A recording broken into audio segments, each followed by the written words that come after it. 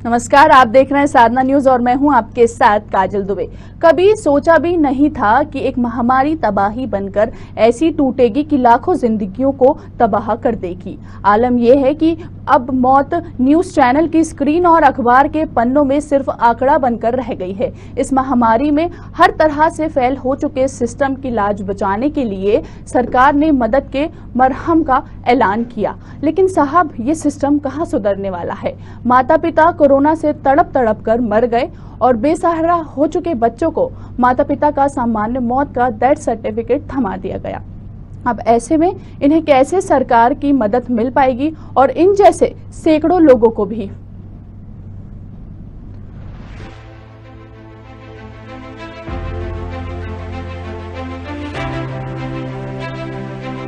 Photo में दिख रहा हनीशी अब अनाथ हो चुका है।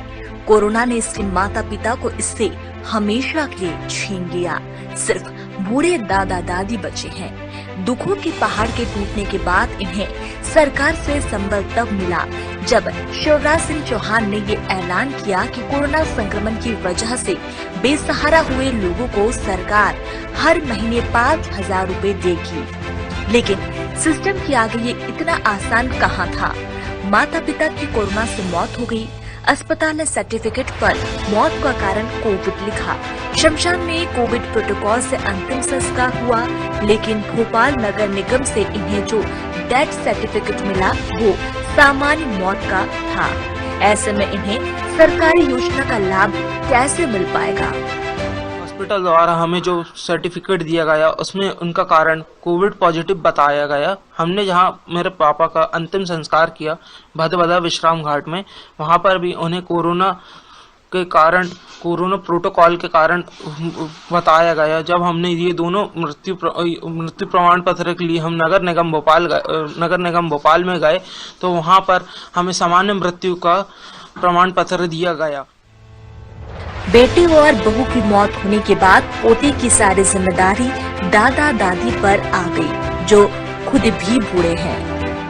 नगर निगम ने जो है सामान्य मृत्यु मानकर साधारण सर्टिफिकेट दिए।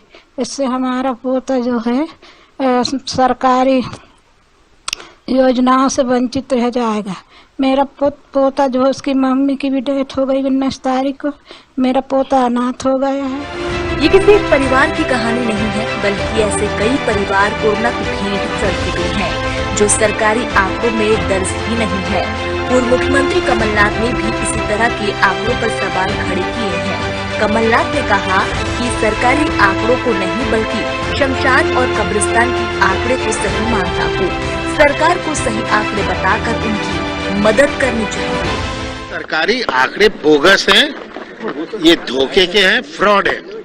मुझे उन आंकड़ों से मतलब है कितनी लाशें शमशान घाट और कब्रिस्तान पहुंची। ये आंकड़े सब कब्रिस्तान और शमशान घाट में होते हैं। इसमें से 80% मैंने गिन लिए कि 80% कोविड के कारण है। कोई कहेगा 80 नहीं है 70 है, चलो 70 मान लो, फिर भी तो 1 लाख से ऊपर जाएंगे। मैं तो सरकार से सीधी बात पूछ रहा हूँ, आप मुझे कोविड का आपने बनावटी मापदंड बनाए हुए हैं। ये गुमराह करने के लिए केवल देश को नहीं पूरे विश्व को आप गुमराह कर रहे हैं। इस तरह के मामलों पर शिवराज ने कहा कि सरकार हर एक बेसहारा के साथ खड़ी है, मगर कमलनाथ को मौत पर राजनीति नहीं करनी चाहिए। आप मुख्यमंत्री रहे हो, आप मंत्री रहे हो केंद्रीय, उसके बाद ये घटिया व्यवहार और यही नहीं रुक गया। मध्य प्रदेश में हम दिन और रात मेहनत करके जनता को संकट से निकालने के प्रयास में लगे हुए, लेकिन आप मौत में राजनीति का अवसर खोज रहे हो। एक भी मृत्यु दुखद होती है, लेकिन मौत का नहीं हुई। राजस्थान और छत्तीसगढ़ में नहीं हुई, क्या महाराष्ट्र में नहीं हुई, क्या दुनिया के बाकी देशों में नहीं हुई। एक एक मौत मेरे दिल पर बोझ है और हम पीड़ित परिवारों की सेवा करने का हर संभव प्रयास कर रहे हैं। खैर, आश्वासन कुछ भी हो, लेकिन जिस तरह से कोरोना से मरने वाले लोगों के परिजनों को भी सामान्य मौत का सर्टिफिकेट दिया जा रहा है, उससे कई सारे ऐसे लोग योजना से बाहर आ जाएंगे जो उसके हकदार है।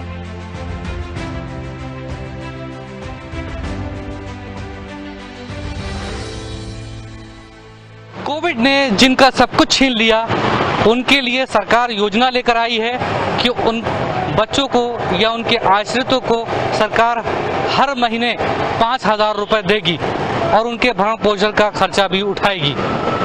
लेकिन लगातार हम देख रहे हैं कि जिनके घर से कोविड संक्रमण से लोग चले गए, उनको जो सर्टिफिकेट मिल रहा है उस पर कोविड का कोई नामो निशान नहीं है, जिसके लिए उनके सामने एक बड़ा संकट आके खड़ा हो गया है कि आखिर जो सरकार योजना चला रही है उसका फायदा उनको कैसे मिल पाएगा।